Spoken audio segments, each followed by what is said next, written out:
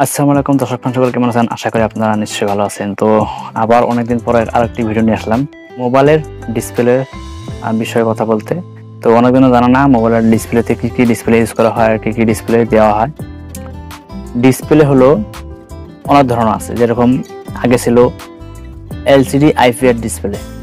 তো এই LCD IPS display যখন আমরা চালাইতাম তখন আমরা এটা জানছিলাম না। তো ডিসপ্লে অনেক ধরনের ইউজ করা হয়। এখন এসে গেছে IPS display, LCD display, AMOLED display, super AMOLED display, dynamite AMOLED display, POLED display, মানে অনেক ধরনের ডিসপ্লে এসে গেছে। তো এখন বুঝতে পারছি ডিসপ্লের মধ্যে ভাগ আছে, যেরকম আইপিএস ডিসপ্লে। আইপিএস ডিসপ্লের মধ্যে কি ভাগ? ভিডিও দেখবেন তখন ভিডিওটা ভালো দেখা যাবে না, মানে সাদা সাদা দেখা যাবে। তো অ্যামোলেড ডিসপ্লের মধ্যে আপনার ভিডিওটি কালারিং দেখা যাবে, মানে দেখতে ভালো লাগবে। তো সেটা হলো অ্যামোলেড ডিসপ্লে। তো এই জন্য আপনারা যখন মোবাইল কিনতে যাবেন তখন দেখবেন এই মোবাইলে এই ডিসপ্লে কি ইউজ করা হচ্ছে। তো নিশ্চয়ই আপনারা আইপিএস থেকে অ্যামোলেড ডিসপ্লে নেওয়ার জন্য চেষ্টা করবেন, যেহেতু অ্যামোলেড ডিসপ্লেটা অনেকটাই কালারিং দেখা যায়, অনেকটাই ভালো দেখা যায়। এই জন্য আপনারা অ্যামোলেড ডিসপ্লে নেওয়ার জন্য চেষ্টা করবেন। আইপিএস ডিসপ্লে হলো অনেকটা ব্যাটারি খায়, সাদা দেখা যায়, অনেকটা লাইটিংটা বেশি। আর অ্যামোলেড ডিসপ্লেতে লাইটিংটা কম কিন্তু দেখতে ভালো লাগে, আর সেখানে ব্যাটারিটা আপনারা দেখবেন যে অনেকটা আইপিএস ডিসপ্লের তুলনায় অ্যামোলেড ডিসপ্লেটা কম চার্জ খাবে, আইপিএস ডিসপ্লেটা চার্জটা বেশি খায়।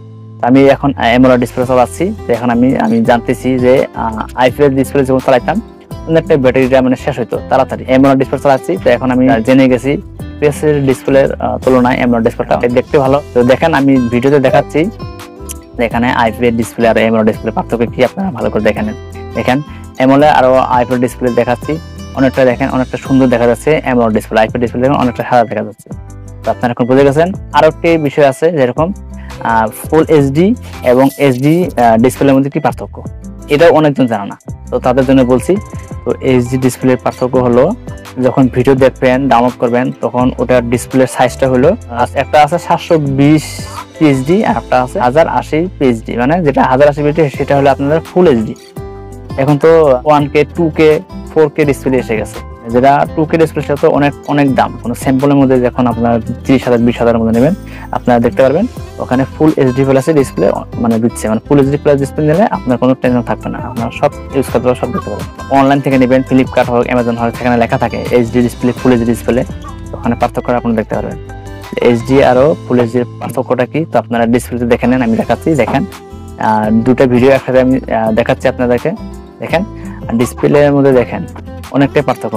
তো এখন থেকে আপনারা মোবাইল যদি নিতে যান বাজারে ভালো করে দেখে নেবেন। আর ওখানে মানে বক্সটা, যেটা বক্সের পিছনে লেখা আছে HD display, full HD display.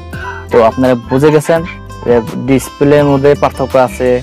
Full HD plus display আছে, অ্যামোলেড ডিসপ্লে আছে, আইপিএস ডিসপ্লে আছে, সুপার অ্যামোলেড ডিসপ্লে আছে। তো সেইগুলো দেখে আপনারা মোবাইল নেবেন। যদি আপনারা অ্যামোলেড ডিসপ্লে চালান তখন আপনারা আইপিএস ডিসপ্লে যাইতে যাবেন না, মানে কেন অ্যামোলেড ডিসপ্লে কালারিংটা অনেকটাই ভালো লাগে, অনেক দেখতে ভালো লাগে, অনেক শান্তি সাজায়।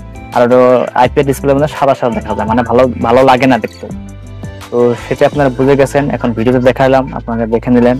তো অবশ্যই আপনারা বুঝে গেছেন। তার মতো এখানে শেষ করছি, দেখা আছে নেক্সট ভিডিওতে। তখন মতো আপনারা ভালো থাকেন, সুস্থ থাকেন। আল্লাহ হাফেজ, বাই।